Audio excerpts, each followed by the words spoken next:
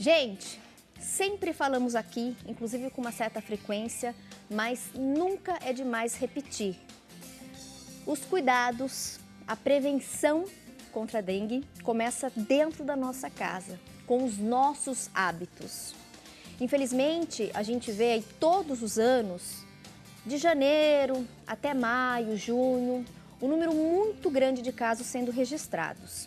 Esse ano, os casos também chamaram muito atenção pela quantidade, pelas mortes decorrentes da dengue e acabou ganhando repercussão internacional. O Brasil vai sediar logo um evento esportivo bastante importante, o que preocupou inclusive muitos estrangeiros com surtos de dengue em muitas regiões brasileiras. Como nunca é demais a gente reforçar os cuidados, hoje eu recebo aqui no nosso estúdio 3 convidados muito especiais. Eu queria agradecer a presença da Daniela Zazeri, ela é diretora do Departamento de Saúde Coletiva de Valinhos, município onde fica a sede da emissora. Muito obrigada pela presença, Dani. Obrigada a Seja vocês muito pelo bem-vinda. convite. Ao lado da Dani, a gente recebe também a Marli Aparecida da Silva, ela é da Vigilância em Zoonoses. Obrigada também pela participação. Eu é que agradeço. E a gente também tem um representante da Vigilância Sanitária, o William Esquirato. Obrigada pela presença, Obrigado, William. Tati. Boa tarde. Marli, eu queria começar com você o nosso bate-papo. Quando a gente fala em dengue, a principal prevenção é dentro da nossa própria casa, né? No nosso quintal, nas nossas plantinhas. A água parada é o principal cuidado? É aquela atenção redobrada que a gente tem que ter, especialmente todo início de ano? Com certeza, especialmente início de ano. Por quê? Está muito quente, muito calor, né? As pessoas muitas vezes viajam, né? E viajam, às vezes, para lugares que tem o mosquito contaminado. Às vezes, essa pessoa pode ser contaminada nesse outro local e vir para a cidade com a doença. E se aqui nós não tomarmos os cuidados necessários com a nossa própria casa, como você mesmo falou, com as plantinhas, com água parada, vai com certeza ter um mosquito, pode picar essa pessoa contaminada e começar uma transmissão de dengue em toda a cidade. Quando a gente fala em prevenção em água parada, existem muitos mitos e verdades, né? O que de fato funciona para combater, o que não funciona. Daqui a pouquinho eu quero até destacar alguns hábitos que as pessoas têm, né, por costume fazer, mas será que isso funciona mesmo? Daqui a pouquinho a gente vai destacar, inclusive, isso. Mas eu queria agora saber de você, Marli, as curiosidades em relação ao mosquito Aedes aegypti. Como é que funciona o crescimento? Então, por exemplo, a larva, o mosquito, o macho ou a fêmea, quem que é responsável, né, pela propagação da doença? Isso realmente é bem interessante, que na verdade quem pica é apenas a fêmea.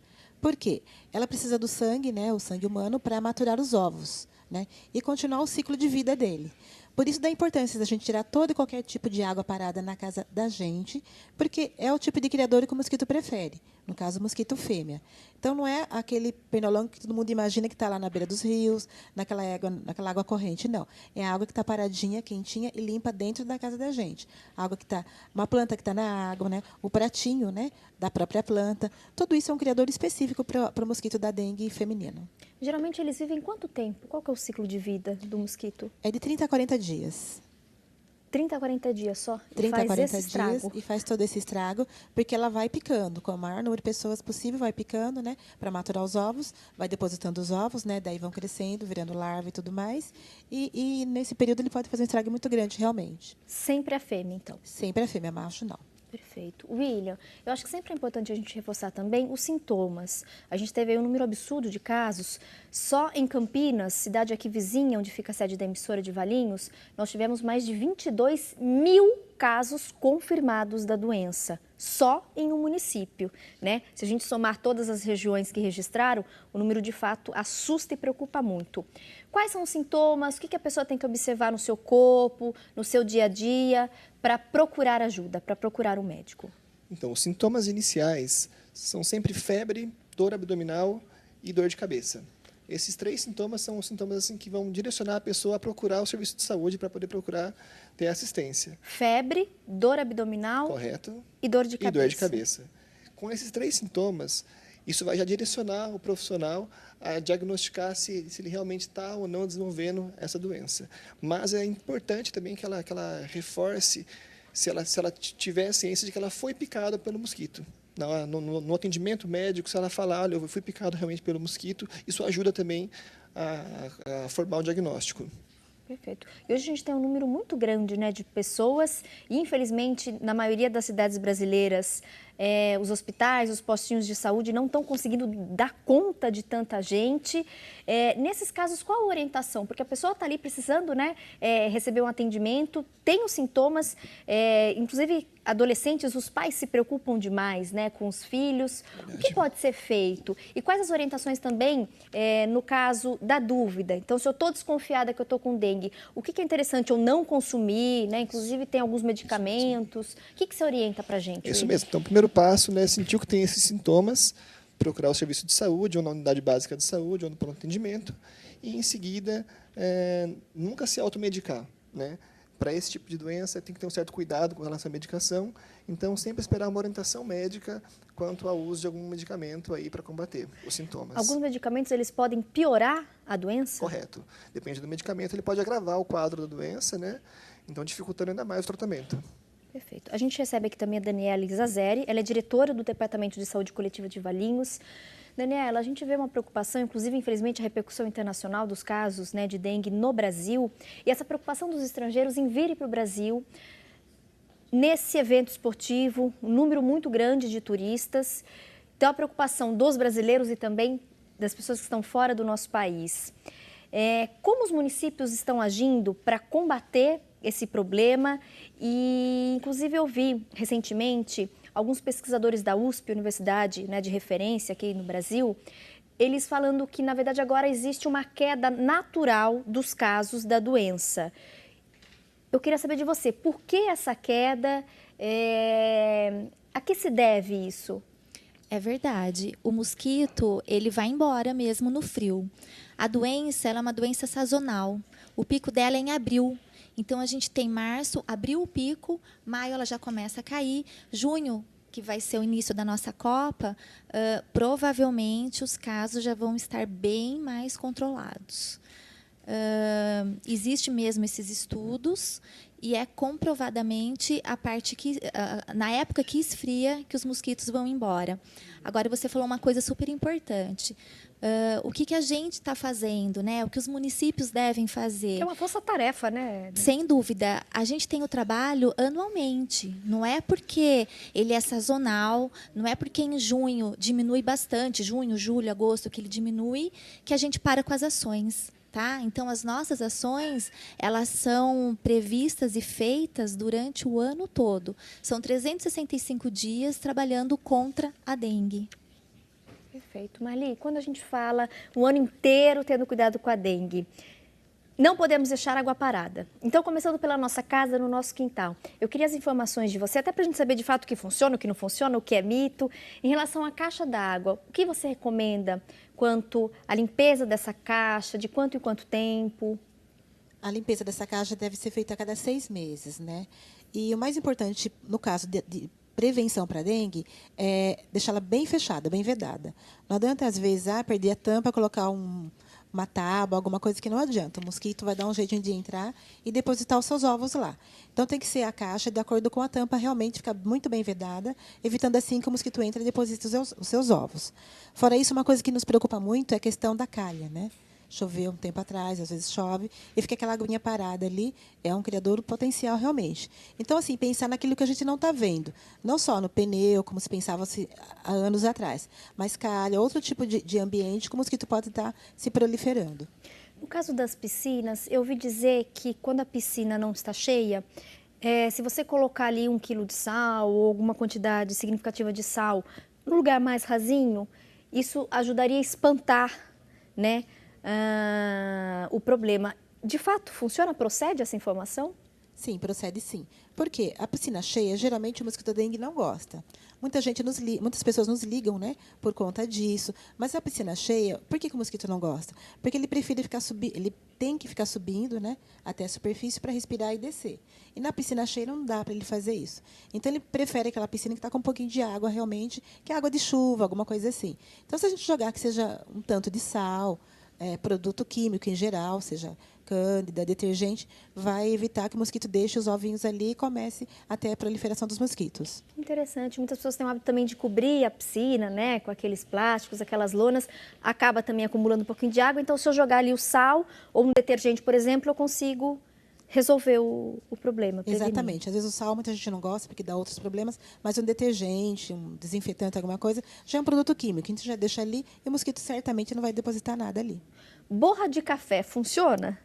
Tudo que a gente puder fazer para evitar que o mosquito sente é melhor. Mas a borra de café muitas vezes decanta, né? Fica no baixo e aquele pouquinho de água fica limpinho em cima. É ali que o mosquitinho gosta de sentar e deixar os seus ovos. Perfeito. Quais são as suas orientações para aquela minha amiga que está em casa agora, dona de casa que adora suas plantinhas, gosta do quintal, da varanda, cheia de flores? O que a gente tem que tomar cuidado? Exatamente. O ideal é que ela pare de fazer agora e dê uma olhadinha rápida na sua casa. Qualquer coisa que possa estar parando água é um criador em potencial para o mosquito da dengue. Então, eliminar tudo que possa estar parando água. Perfeito. Adriana, tem alguma coisa que você acha pertinente a gente abordar com o nosso público, um alerta especial, até sobre essas ações também que os municípios estão fazendo? A gente encontra algumas dificuldades, né? Vale ressaltar a colaboração de todos. Então, a gente ainda tem resistência em algumas moradias. Os moradores não permitem a entrada dos fiscais? Hoje já não é a nossa maioria, mas ainda existe. Né? Então, a gente ainda tem esse tipo de problema, a gente ainda encontra alguns moradores que saem para trabalhar e não deixa ninguém em casa. A gente encontra algumas casas fechadas. Então, essa colaboração é importante.